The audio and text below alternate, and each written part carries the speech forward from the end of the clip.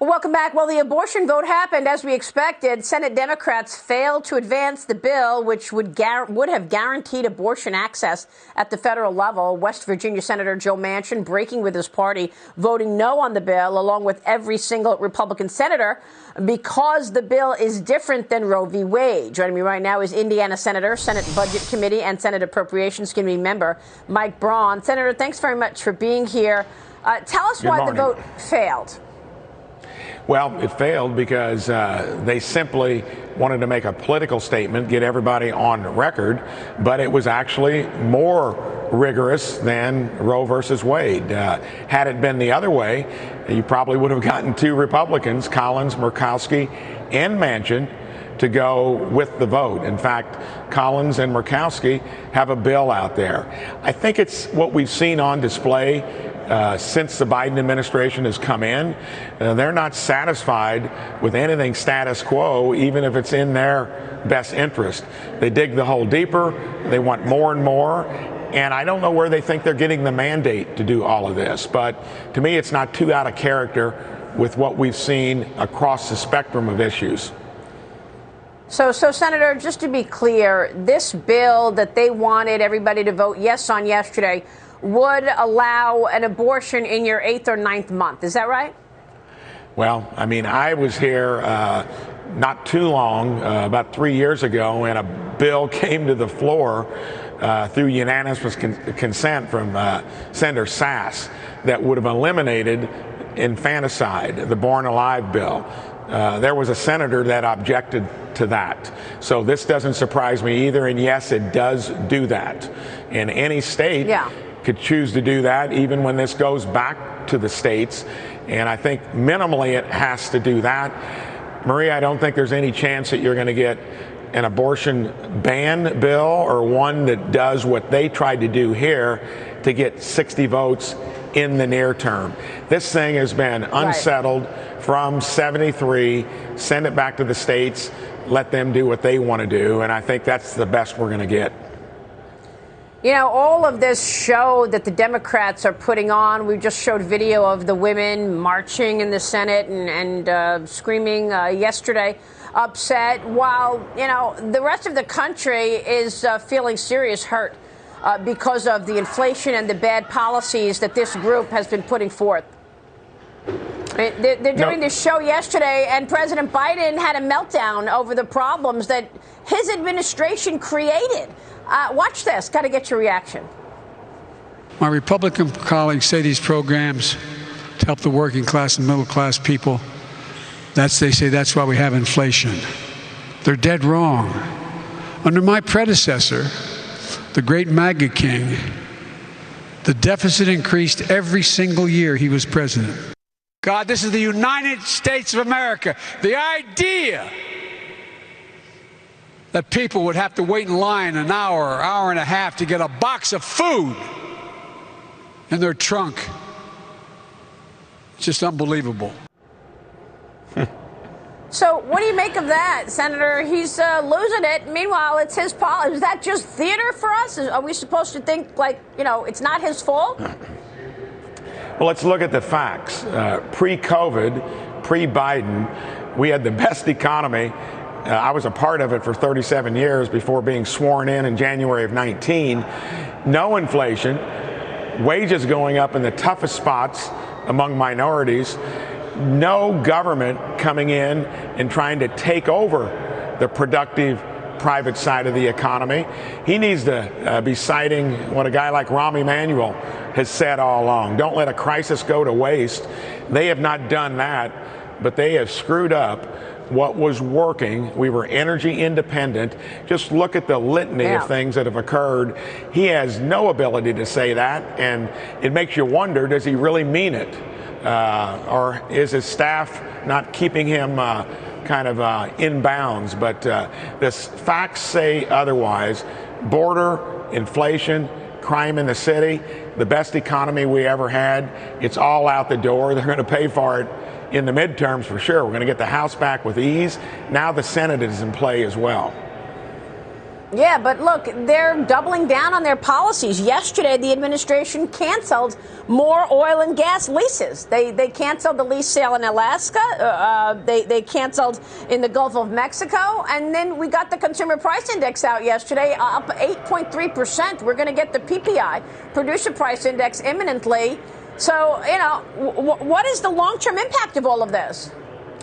Two things. They projected it back when they were campaigning as to who was going to be most aggressive to eliminate our energy independence. And when it comes to inflation, the biggest issue out there now, because it affects everyone, I remember when your home mortgage was 10% if you were lucky, it went up to just under 20. A CD, a short term, over 20. Volcker had to use really tough medicine.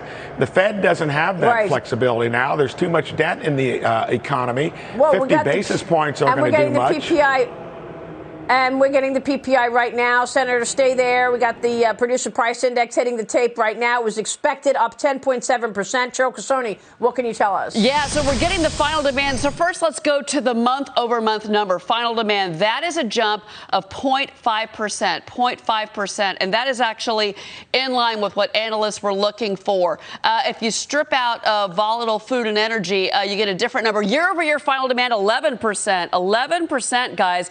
That's hotter than expected. Okay, so year over year, we were looking for 10.7%, and that was a record, folks. Last month, we just beat that record as far as year over year. So that is the year over year number. Again, that's the producer price index. Core is 0.4% month over month. That's a little bit weaker than expected. 8.8 year over year is actually a tiny bit better than expected. So again, let's go through these numbers. Month over month, headline number was 0.5%. That, of course, includes food and energy and everything else that Americans are, that pain that we're feeling right now across the country. The year over year number, though, again, that's a new record. Final demand, year over year, 11%. The estimate was 10.7%. OK, you're seeing more pressure on the markets right now. Core month over month, a little bit better than expected. But that, Maria, strips out food and energy. OK, that's why I'm going to those numbers second, because not quite as impactful to our viewers, as you know. And then that year over year, 8.8% is a little bit better than expected. Let me get you to jobless claims now. Jobless claims rising 203,000, and that is more than expected. That's higher than expected. Again, initial claims coming in at 203,000, continuing claims coming in at 1.343. That's a brand new 52-year low on continuing claims, 1.34. That's an inflation story as well, Maria, as you very well know, because that's the labor shortage. And if companies can't get people to work, if you can't get a truck driver in to take that load that you need hauled, you're going to be paying more for that. That gets passed on from the producers, which is this report, and that moves on over to the consumer. Really quick, I do want to dig in, if we can, really quick, and I know I'm going to send back to you in just a couple of seconds, but I want to go through and see where the pressure was for the PPI, for that headline number. They're mentioning here that the big push was, again, it was energy for the headline number. They're talking about energy. Motor vehicles, equipment, there was a strong advance there, 0.8%. Diesel fuel, which we've talked about. We're seeing new records on diesel fuel. Chicken eggs. Remember, we saw the egg prices jump so high yesterday. They're mentioning that. Diesel fuel, jet fuel, electric power, and also, Maria, this is interesting. They're talking about residential nat gas, and that was a big piece of this report, as well as one decrease of fresh and dry vegetables. So there you go. Look, it's all the same suspects that we saw for CPI. But again, these are producer prices. And again, Maria, I'm talking to you, the other expert here, is that obviously is what gets passed on. So this is a little more forward looking, if you will, as an inflation snapshot. And the Fed definitely, Maria, looks at this report that just crossed. Back to you. All right. Thank you so much, Cheryl. Breaking news there. As you were talking, markets have come off of the lows. We're down 151 on the Dow Industrials. I'm talking with Senator Braun this morning. Senator, what are your thoughts on these numbers? We've got an 11% PPI year over year number. What is the impact of this elevated inflation? You're on the budget committee. Obviously, it's not transitory, and I'm on the budget committee, but Bernie Sanders is the chair, so we don't do any budgeting, Maria. We haven't done that in probably 10 years. But the net result of all of this is we don't know. The only thing you can do is look back. I was mentioning right when the numbers came out to what Volcker had to do back in the early 80s. It was painful. There wasn't near as much debt in the economy either. And here we've unleashed a monster, and it's about the other side of the aisle. When you shut the economy down, Johns Hopkins said that had no impact on mortality with COVID. But when you start tinkering with the productive side of the economy, when you've got that cavalier attitude that we can replace it here, we replaced it with a sugar high.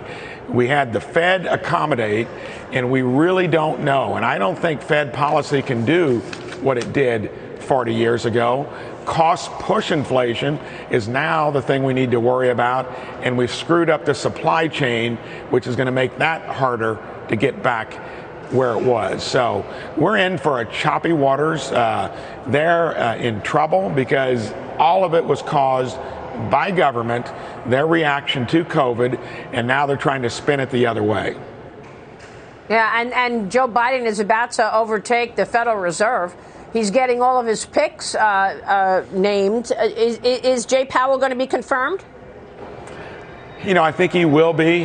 He's in a tough spot, but you got to remember, Jay Powell, their balance sheet went up to accommodate all the borrow and spend that the Democrats put out there. Yes, some that we did jointly with the CARES Act, but they doubled down with the extra $2 trillion, the infrastructure. So I don't know what Jay's going to do. He's in a pickle. Senator, thanks very much for being here this morning. We'll be watching your efforts. Senator Mike Braun joining us there.